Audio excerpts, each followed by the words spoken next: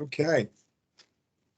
So I want to welcome you to the NAVDA 2022 annual meeting. Trust me when I say this, I'd rather be in sunny California right now. We're getting 24 inches of snow in New England right now. So, but we made the right decision due to the fact that everything that's happening with the virus and stuff. So we're going to do our best to, conduct ourselves and get through the meeting and be very vigilant on this. And so the meeting is being broken up into 3 parts. We're going to have the officers and directors report, and there'll be time for questions at that point. And then we'll have the delegates meeting to discuss the 2 motions that were submitted this year.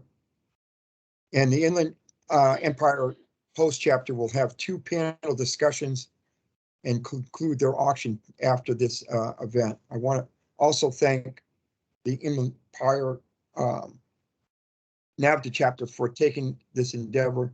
Let's help them by, getting on that auction and bid for items. As I look back 9 years ago when I was asked to become president, I knew it was going to be a challenge for me, but my heart was in it, and I wanted to do the best for the organization. And I know, my parents are looking down and saying, you truly did something of your passion with the dogs, and you did your best and what you felt was right for them. So we had a real great year in 2021. NAVDA was, truly successful. Unlike other organizations that were trying to survive through the pandemic, we did a great job.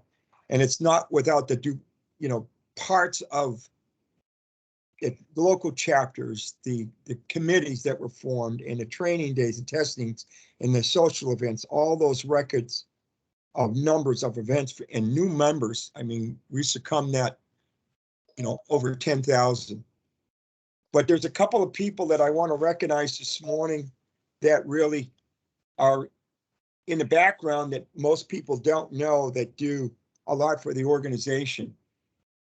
First of all, we have like 13 subcommittees, and they deal with training, testing, publications, the testing and judging committee. So there's a lot of different committees that are made up in this organization. But there are 3 people that were recognized highly this year for their contribution. And the first one is Randy Hansen. He's that's behind the IT and does a lot of computer stuff and development for the organization, and we truly appreciate that. Second person is Deb Scott. Debbie, man, talk about somebody who's a workaholic. That young lady has done tremendous efforts when it comes to the Invitational, and I can't thank her enough. And the last but not least, we have Jeffery R. Jeffery R is our legal counsel, and thankfully enough, Jeff sits in the back line. I send him information when issues come up. We talk, other committee people talk to him, and he provides his expertise in as far as legal background and stuff like that. And I truly thank them for all the efforts that they have done. But these 3 people have done tremendously a lot for the organization. A couple of years ago, we we developed a strategic plan, which was based largely on the input of the membership during the 2019 meeting. The strategic plan included goals designed to help make NAVDA experience better for all members to ensure continued success in the future. As you'll hear this morning, the officers and directors reports, NAVDA is in fantastic shape. Many of the goals outlined in the strategic plan have been met. The strategic plan has 4 main strategic priorities. One is the strength in the organization and to better build a more sustainable NAVDA for the future. We are financially sound. And Rick gives his report, you'll find out we're doing very well. We're grooming young members to become contributing members to the future in thriving youth programs. We have 4 sanctioned chapters in the last year alone. Registry, oh my God, Lisa has done tremendous work with that in her committee. It's stronger than ever and more active than it has ever been before. Like I said before, we surpassed 10,000 members, and that's not without the efforts of everyone on this Zoom call now. If it wasn't for you people going out there and preaching the word, we wouldn't be this strong, and I thank you for that. In order to ensure the growth of our overwhelming infrastructure, we hired our managed director.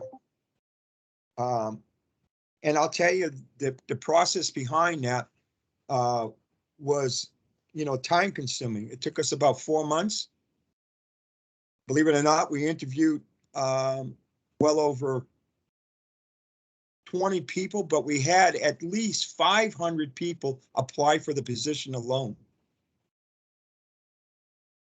So with that, Kim Arnett is our new managing director for the office. And I'm just going to give you a little insight. Kim is going to run the day-to-day operation with the development and implementation of new logistics and how to meet the needs for our membership, and not only the office, but our members. The response for our search was surprisingly, tremendous. But Kim has a background, and I'll let her talk a little later on, but she's going to give you a basic background of what she's done before. But we're extremely excited. She's been in roughly about 4 weeks now, so she's been a little overwhelmed in the first, 3 to 4 weeks, because we really put that time constraint on trying to get some things done, but she's done a great job so far, and we're very, very satisfied with it. Our second strategic priority was to provide the best testing possible. Last year, we offered a record number of tests with a record number of dogs tested. The increase in testing is due largely to the volunteers with both members and judges. We have a thriving judging system with many judges in the pipeline, and we're going strong with that. The third strategic priority was the education of members to get most out of their dogs. This was based largely on members' input and pressing desire to enhance training and opportunities. So through your request, the response was to develop a training seminar assist program, which we have done. The Aims and Rule Clinics has enhanced and educated and better in serving the members' needs. Our fourth and final strategy priority was to improve and expand the branding of the communication.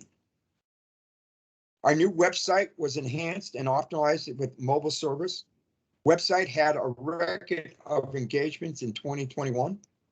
Our social media presence skyrocketed and increased NAVDA's visibility internationally. Changes to our approach to social media and the website and the magazine has also paid off in terms of increasing engagement and communication with current members and recruitment of new members. The magazine and the crew that puts that out has done a fantastic job, and I thank Tim for that.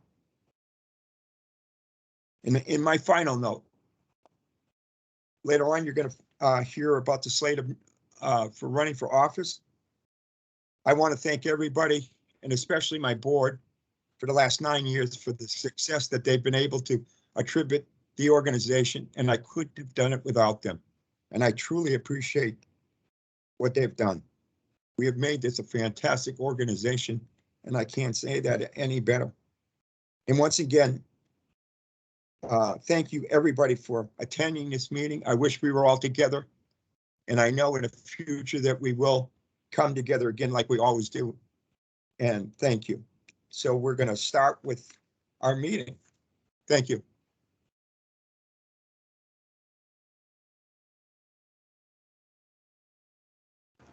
Okay,